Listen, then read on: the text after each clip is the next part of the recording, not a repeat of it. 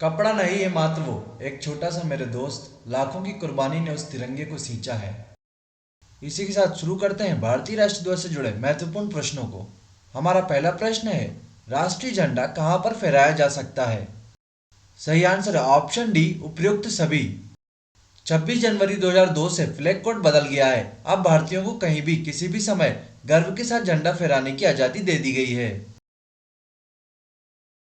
हमारा अगला प्रश्न है, सुप्रीम कोर्ट ने किस अनुच्छेद के तहत ध्वज फहराने के अधिकार को मौलिक अधिकार के रूप में घोषित किया था? सही आंसर है ऑप्शन ए, अनुच्छेद 19(1) का। हमारा अगला प्रश्न है, देश में किस कानून के तहत तिरंगे को फहराने के नियम निर्धारित किए गए हैं? सही आंसर है ऑप्शन डी, ए और बी दोनों सही हैं। फ्लैग कोड ऑफ इंडिया, जिसे भारतीय ध्वज संहिता भी कहा जाता है। हमारा अगला प्रश्न है, झंडे में इस्तेमाल किया जाने वाला सफेद रंग किस बात का प्रतीक है? सही आंसर है ऑप्शन बी, सच्चाई, शांति और पवित्रता का। हमारा अगला प्रश्न है, झंडे में इस्तेमाल किया जाने वाला केसरिया रंग किस बात का प्रतीक है? सही आंसर है ऑप्शन ए, साहस और बलिदान का। हमारा अगला प्रश्न है, झंडे में इस्तेमाल किया जाने वाला हरा रंग किस बात का प्रतीक है? सही आंसर है ऑप्शन सी, धरती की उर्वरता, वृद्धि और शुभता का। हमारा अगला प्रश्न है, राष्ट्रीय झंडा दिवस कब मनाया जाता है? सही आंसर है ऑप्शन डी, 22 जुलाई। 22 जुलाई 1947 को भारतीय संविधान सभा द्वारा तिरंगे को राष्ट्रीय ध्वज के रूप में अपनाया गया, इसलिए 22 जुलाई को राष्ट्रीय झंडा दिवस के रूप में मनाते हैं। हमारा अगला प्रश्न है, भारत का झंडा गीत विजयी विश्व तिरंगा प्यारा किसने लिखा है? सही आंसर है ऑप्शन डी, श्यामलाल गुप्त पार्षद।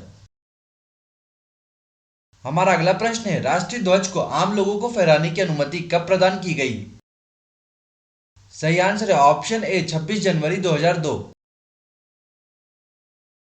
हमारा अगला प्रश्न है, स्वतंत्रता दिवस पर लाल किले पर सबसे ज्यादा बार 17 बार झंडा फहराने का रिकॉर्ड किसके नाम है?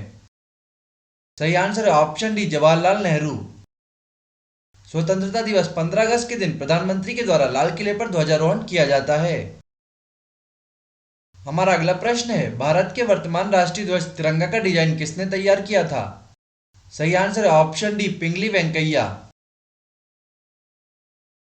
हमारा अगला प्रश्न है, भारत के वर्तमान राष्ट्रीय ध्वज तिरंगा को संविधान सभा द्वारा कब अपनाया गया? सही आंसर है ऑप्शन बी, 22 जुलाई 1947 को। हमारा अगला प्रश्न है, भारत के तिरंगे झंडे में चरखे की जगह चक्र कब अस्तित्व में आया? सही आंसर है ऑप्शन डी, 22 जुलाई 1947 को। हमारा अगला प्रश्न है, भारत के राष्ट्रीय ध्वज की लंबाई और चौड़ाई का अनुपात क्या है? सही आंसर है ऑप्शन डी, 3:2। हमारा अगला प्रश्न है, भारत के राष्ट्रीय ध्वज के बीच में बने धर्म चक्र का रंग कैसा होता है? सही आंसर है ऑप्शन सी, गहरा नीला। हमारा अगला प्रश्न है, भारत के राष्ट्रीय ध्वज के बीच में बने धर्म चक्र को लिया गया है? सही आंसर है ऑप्शन सी, सारनाथ स्थित अशोक स्तंभ से। हमारा अगला प्रश्न है, भारत के राष्ट्रीय ध्वज के बीच में बने धर्म चक्र में कितनी तीलियां हैं? सही आंसर है ऑप्शन ए, 24 तीलियां हैं। हमारा अगला प्रश्न है, भारत के राष्ट्रीय ध्वज के बीच में बने धर्म चक्र की 24 तीलियां दर्शाती हैं? सही आंसर है ऑप्शन डी, मनुष्य के 24 गुणों को। हमारा अगला प्रश्न है, यह कथन किसका है? एक ध्वज झंडा न सिर्फ हमारी स्वतंत्रता बल्कि सभी लोगों की स्वतंत्रता का प्रतीक है। सही आंसर है ऑप्शन बी, जवाहरलाल नेहरू। हमारा अगला प्रश्न है, राष्ट्रीय झंडा फहराते समय सबसे ऊपर कौन सा रंग रहता है? सही आंसर है ऑप्शन सी, केसरिया। दोस्तों, यदि आपको हमारा कंटेंट पसंद आ रहा हो तो प्लीज वीडियो को एक लाइक कर दीजिए और हमारे चैनल मॉर्निंग की द स्टडी प्लेटफॉर्म को सब्सक्राइब कर इस बेल आइकन को प्रेस कर दीजिए ताकि इस तरह की और भी मजेदार वीडियोस आपको आसानी से मिल सकें।